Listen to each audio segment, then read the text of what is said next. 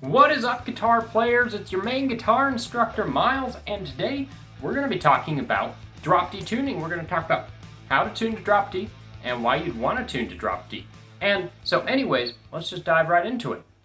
Okay, so of course we're going to start by just dropping to drop D. And in order to get to drop D, you just need to take your low E string and tune it down a whole step to a D note. And that will match the pitch of your open D note.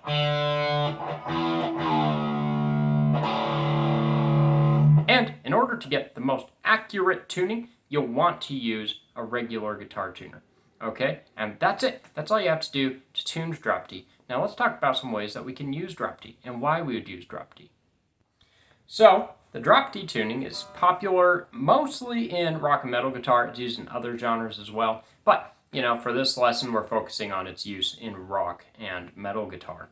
And so the reason drop D is popular is because it adds these two extra low notes that absolutely rock, and that's E flat and D. And on top of this, it makes it so that you can play your power chords with a bar.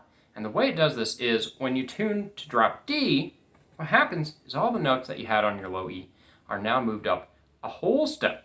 So for example, if we wanted to play a D power chord in standard tuning, you'd have to play the 10th fret of your low E and the 12th fret of your A string. That gives you the notes D and A.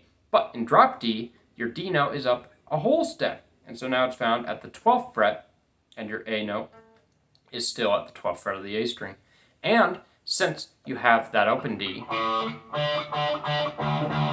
it's an octave higher, and so you can incorporate that into your new barred power chord.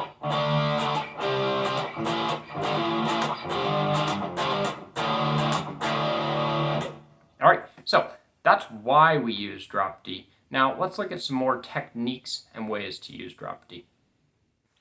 So my favorite way to use the drop D tuning is actually with D minor pentatonic. And you can play that on the low D or the high D by just playing frets open, 3, 5, 7, 10, and 12. And like I say, do that on the open D as well. Your regular open D. And what you can do from here is you can actually play power chords, drop D power chords, at each of those frets.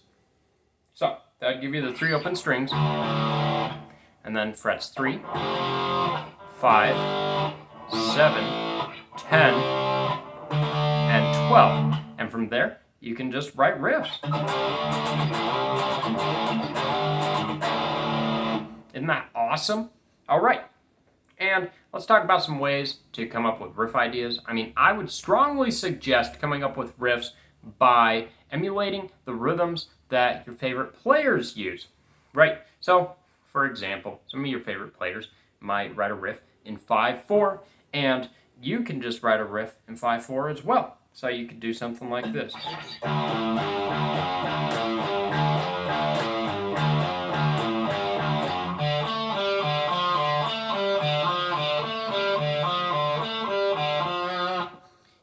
It's as simple as that.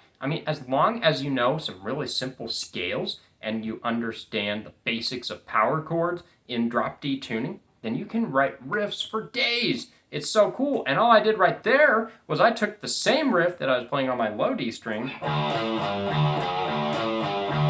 I moved it up an octave to the next D string. That means I'm using the same frets and the same fingering. And of course, drop D is generally used, in my experience and from what I've heard, it's generally used for more minor tonalities. Of course, it can be used for major sounds.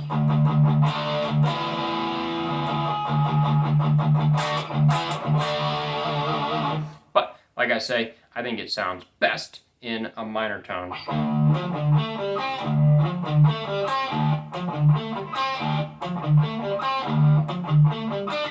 So, anyways, we looked at the minor pentatonic scale. Of course, you can also use just the regular minor scale, which would mean, in addition to the 5 notes in our minor pentatonic, you could incorporate the 8th fret and the 2nd fret, giving you open, 2, 3, 5, 7, 8, 10, and 12 on both strings. both D strings, that is. And what's really cool is the A string is actually not too different in terms of the fret numbers. The only one that's different is the first fret. So you'll go from the second fret to the first fret. And if you can get down the D minor scale on these three strings, then you can play and write riffs in drop D minor like they're nothing. Isn't that cool? So, practice the D minor pentatonic scale and practice the regular D minor scale, and voila, you'll be a riff writing machine. So, to wrap up, what I want you to do is I want you to actually seek out some music that uses drop D, for example, something by the Foo Fighters or Avenged Sevenfold or Tool, and then start learning some drop D riffs. And from there, you can steal the rhythms from those players, and you can steal the chords from those players, and you can start to develop your own guitar riffs. So anyways, that's what I want you to do with drop D. So, why don't you start rocking? Anyways, please like, comment, subscribe, and thank you so much for watching my video. You guys are awesome. You're always awesome, and I'll catch you next time. Thank you so much.